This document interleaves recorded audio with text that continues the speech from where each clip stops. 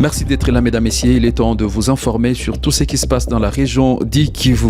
Dans la nuit du 12 au 13 juin 2022, les forces spéciales rwandaises venues en appui aux terroristes du M23 délogeaient les FARDC de la cité de Bunagana. Pour les Congolais, la chute de cette cité était une humiliation de plus pour leur pays. 2 ans après, ces Congolais demandent à leur gouvernement de faire tout ce qui est possible pour libérer cette partie du territoire de Rutshuru. Vous suivrez un activiste de droits humains. Et puis nous parlerons dans cette édition de la nomination de Willy Manzi comme coordonnateur de la diaspora pour le compte du M23. Une nomination qui soulève en tout cas controverse au niveau de la République démocratique du Congo. Nous y reviendrons. Mesdames, messieurs, vous êtes sur Kivu Morning Post. Il est temps pour vous de vous abonner si c'est la première fois de suivre cette chaîne et je vous reviens juste pour les détails de tous ces éléments.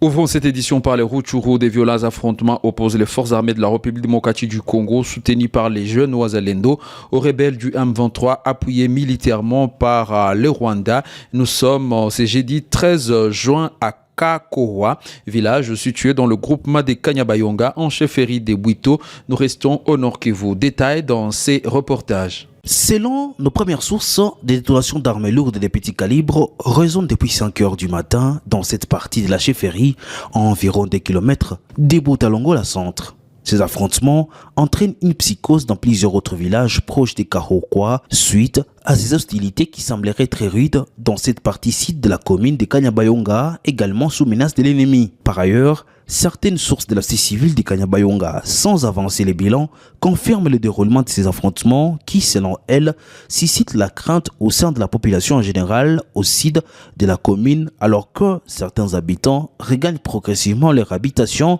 surtout les hommes qui résistent. Kahokwa est situé à 10 km de Kanyabayonga.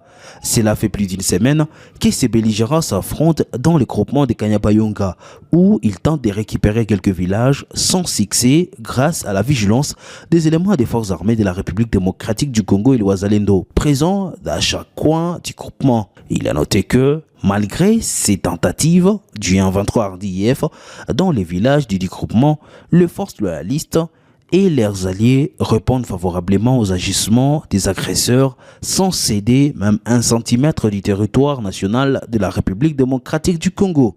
Je l'ai dit au sommaire, 2 ans jour pour jour que la cité de Bunagana est sous contrôle des rebelles du M23, appuyés militairement par le Rwanda. Cette commémoration est une occasion pour les activistes pro-démocratie d'attirer l'attention du nouveau gouvernement souminois sur les calvaires traversés par les hommes et femmes ayant fui leurs villages respectifs, que ce soit autour de Bunagana, mais aussi dans la cité de Bunagana. Il rappelle que la libération de Bunagana doit être la priorité des priorités pour Judith Souminois. Suivez. Ces 2 ans, en fait, c'est très symbolique pour nous, Attaque Lucha. C'est pour cela que nous avons lancé une campagne pour essayer de rappeler que Bunagana, Rutshuru, Masisi et toutes les zones, c'est la RDC. Et que le gouvernement qui vient de sortir doit faire de la reprise de Bunagana sa priorité des priorités. Sinon, toute autre chose qui peut être faite sans que Bunagana et Rutshuru et Masisi en général ne soient repris sera absolument rien.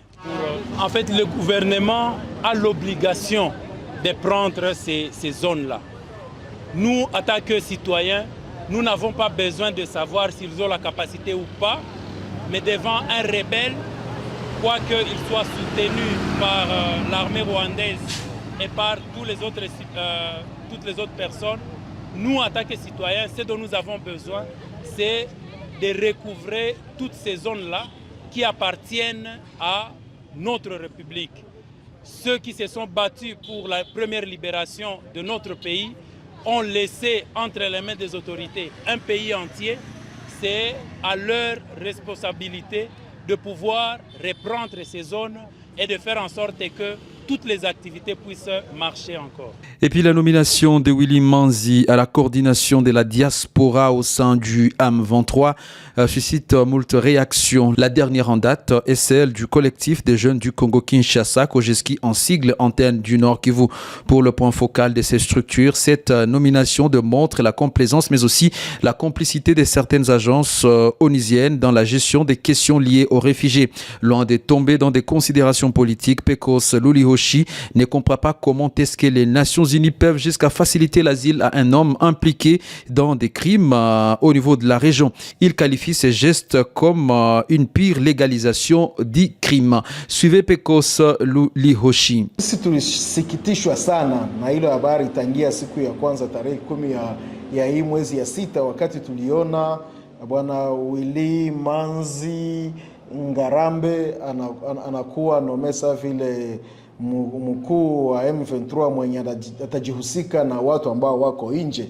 Ili tusikitisha sana, lakini pia tulisikia sana uchungu kuona kituo organization kabambi sa vile Haser ndio imekwisha kuwa njia ya batu kupitia muhasa watu ambao walifanya makosa, watu ambao walifanya mambo ya kijangili na makosa sana ya katika nchi ya Kongo, ndio wanaanza pata njia kupitia muhaser ili wajikute wako Ulaya, ili waendelee kufanya mambo yao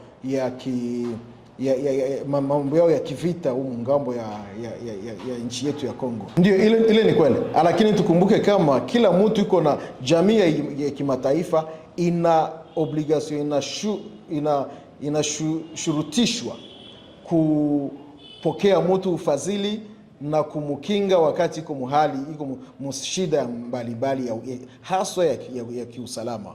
Lakini tukumbuke kama ndugu yetu Ngarambe Willy Manzi, yeye haikuwa vile. Alikuwa zamani katika RCD, akatoka mu RCD akaingia mu CNDP, akatoka mu CNDP ndio akaingia Uganda, na sasa vile wakati aliingia Uganda hakukuwa mwa ile hali. Uganda ni nchi ambayo inapokea watu yote ambao wenye walikimbia RCD, wenye walikimbia MLC ya Jean-Pierre Bemba, wenye walikimbia M23, wenye walikimbia CNDP, ni kwao au wanajisikia wako nyumbani. Kwa hiyo hatujue na hatusikie kwa nini alikuja na kapokelewa na Haser ikamsaidia kwenda nchini Canada. Nos efforts pour joindre le responsable du HCR au niveau provincial n'ont pas abouti. Pour terminer, les militants de la Lucha ont organisé ce jeudi un sit-in au gouvernorat de la province du Nord Kivu pour exiger la libération de leurs membres Mamission Ndungo, incarcérés depuis plus de 2 ans. Ces manifestants arboraient des pancartes sur lesquelles on peut lire les messages hostiles aux autorités de l'État des sièges. C'est entre autres traquer les M23 et non les activistes, non à une justice malade ou justice transparente, et freaking pour ne citer que cela. L'un des activistes rencontrés lors de cette manifestation justifie l'action de ces jours en ces termes. Aujourd'hui, vous savez très bien que depuis qu'il avait été arrêté au niveau de la police, jusqu'à aujourd'hui, on avait constaté qu'il avait d'abord été torturé. On avait alerté lorsque les audiences étaient en cours. Malheureusement, le magistrat ou les gens qui devraient écouter notre parole n'ont pas pu nous écouter et ils ont jugé de le transférer dans la prison avec ses douleurs. Et aujourd'hui, il commence déjà à se sentir mal dans la prison. Et donc nous sommes en train de demander sa libération conditionnelle parce que c'est prévu par la loi. Quelqu'un qui réalise déjà un quart de sa peine, s'il se comporte très bien, il a le droit d'être libéré. Et jusque-là, c'est une décision qui peut se prendre même ici au niveau de la province, au niveau de la ville. Et jusque-là, on n'arrive pas à voir notre camarade libéré parce qu'il a été condamné pour 5 ans. Et aujourd'hui, il a totalisé plus de 2 ans. Ça veut dire que c'est au-delà même d'un quart de peine.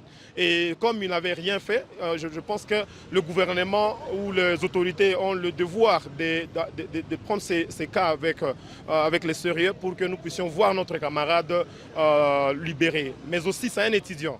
c'est un étudiant qui a besoin de poursuivre avec ses études. Et lorsqu'on prend 2 ans, 3 ans pour un étudiant, ce n'est pas normal. Et surtout qu'il n'avait rien fait. Il avait juste critiqué démocratiquement la gestion de notre province, la gestion des autorités de l'état de siège, qui s'occupaient de commencer à rançonner la population en nous vendant des plaques d'immatriculation de nos parcelles à $15. Et pourtant, le prix normal, c'est à $5. Et c'est comme ça que notre frère avait juste dénoncé cela et il avait été arrêté. Et on l'a condamné pour 5 ans. Délégué au nom de l'autorité provinciale et directeur des cabinets du gouverneur militaire ayant reçu leur mémorandum a promis de les faire arriver à qui des droits. Albanz. Pour le reste, merci beaucoup. Et nous vous félicitons surtout par votre approche. La violence appelle la violence.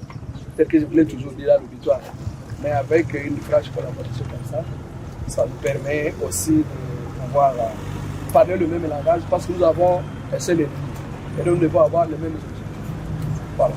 Et donc pour cela, on vous rassure que le message va arriver à qui de toi. Mesdames, Messieurs, vous allez comprendre avec moi, c'est la fin de cette livraison de nos informations pour ce jeudi 13 juin 2024. Une journée très difficile pour les habitants et fui leur village de Bunagana. Mesdames, Messieurs, merci d'avoir suivi. On se retrouve demain pour une nouvelle session d'information.